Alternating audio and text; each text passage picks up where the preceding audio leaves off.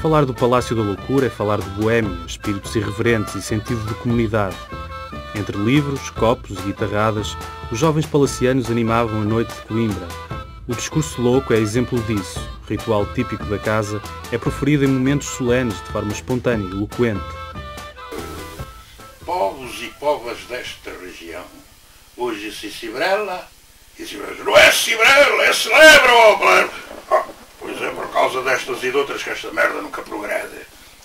Ora bom, eram coisas assim do género, e depois falava-se nas azanhas e nos moinhos, falava-se nas liturgias, nas diuturgias, nas cornologias, etc, etc, e outras ias mais.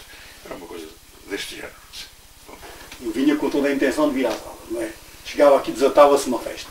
Evidentemente que eu não ia faltar à festa, pronto, era essa coisa que eu fazia. E o negócio que tinha com os colegas é assim, se eu passei às 2 da tarde, apareço, não passei é que não posso. O que é que dizer? Não podia. Eu tinha feito farra de noite e não estava em condições de trabalhar. Digamos, a minha noite era entre as 5 da manhã e as 2 menos um quarto da tarde, em que me levantava contrariado e cheio de frio, mesmo que fosse julho, para apanhar ainda a cantina aberta. O tempo é urgente. Um ano civil corresponde a 100 dentro de uma república. O dia-a-dia é vivido de uma maneira intensa. O sentido de comunidade de cada um é posto à prova também ao sabor das ideologias da época. Chegou a ser posta à votação, mas a votação não foi feita. O que é que no Palácio poderia ser de propriedade individual? Isto é, escapar à apropriação coletiva dos palacianos, claro. E houve quem propusesse, embora nas brincadeiras, essas brincadeiras tinham o seu fundo tinham a sua razão de ser, implicavam coisas sérias. E houve quem propusesse que foi o Guitas, e eu digo isto porque só o honro por dizer a brincadeira, homem de uma generosidade fantástica, já morreu, propôs então que propriedade individual só podia ser as escova de dentes. Havia uma solidariedade, uma amizade fraterna que ainda há hoje.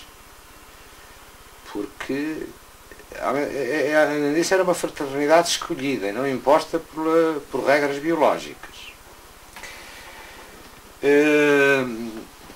O que não quer dizer que não houvesse divergências entre nós, discussões como há entre irmãos, e é bom que haja, porque se estiverem todos de acordo, alguma coisa corre mal.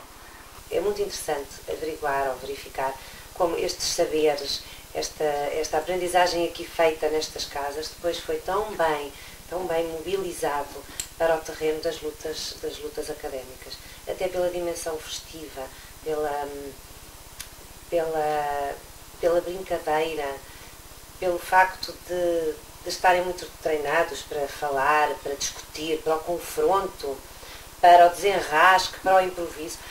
Todas estas coisas e muitas outras mais que poderíamos aqui falar foram colocadas ao serviço, na verdade, das crises académicas. Porque no sentido dos valores, digamos, humanistas, solidários, sobre sempre na República, tradicionais, académicos, da sociedade académica, da festa, do convívio. A crise central é mais do que isso. É uma mutação geracional que diz esta civilização nós não queremos, esta coisa nós não queremos. À semelhança do que a juventude europeia no mundo se movimentava. Nasce em Coimbra uma coisa nova, nasce em Coimbra uma expressão radical e violenta, massiva, de um fenómeno que estava, digamos assim, a verificar-se a explodir, desde o movimento hippie na América, o movimento estudantil, até o movimento estudantil radicais da Itália, o maio de 68 francês, os movimentos estudantes espanhóis. A minha geração é uma geração que acompanha a mutação radical da vida estudantil em Coimbra, portanto reflete-se também aí, digamos assim. Há uma primeira fase em que, quando eu entro no Palácio da Loucura, Coimbra tem ainda determinadas características e quando eu saio, Coimbra é uma cidade, quando falo Coimbra, a população juvenil, estudantil, é uma cidade completamente diferente. Na verdade, as repúblicas vão tomando consciência de que o Conselho de Repúblicas pode ter um papel determinante na condução aqui dos movimentos, não é? E, portanto, enquanto alguma sociedade conservadora olhava para as repúblicas como antros, como lugares de boémias, de lugares de incapacidades estudantis, por exemplo, as repúblicas quiseram limpar um bocadinho essa imagem. Todas as ideias saíram daqui. As grandes ideias saíram daqui. Desde, por exemplo, uma reunião prévia que nós tivemos em 1968 e que já contra todos os movimentos de esquerda nós quisemos não entrar em guerra na altura, porque não tínhamos os estudantes todos ao nosso lado. Contra todos os movimentos, contra todos os outros grupos de esquerda, que agora são todos dirigentes políticos de vários partidos, que, pelo contrário, queriam fazer barulho. Essa reunião foi feita aqui, em casa, lá embaixo. O Conselho de Repúblicas, não sendo secreto, era discreto, aumentando a mobilização dos estudantes para a luta contra a ditadura. O que é que acontecia? Eles podiam fechar a sessão académica, podiam fechar os reuniões autónomos, ou calá-los, ou homologando os dirigentes, ou aterrorizando-os, ou metendo-lhes medo, ou ameaçando-os, metendo este ou aquele na prisão. Mas a verdade é que o Conselho de Repúblicas eles nunca podiam fechar, porque pura e simplesmente não existia, não tinha existência legal. Tinha uma lógica defensiva, porque tinha as várias repúblicas onde podíamos reunir, sem poderem fechar as repúblicas para não podermos reunir.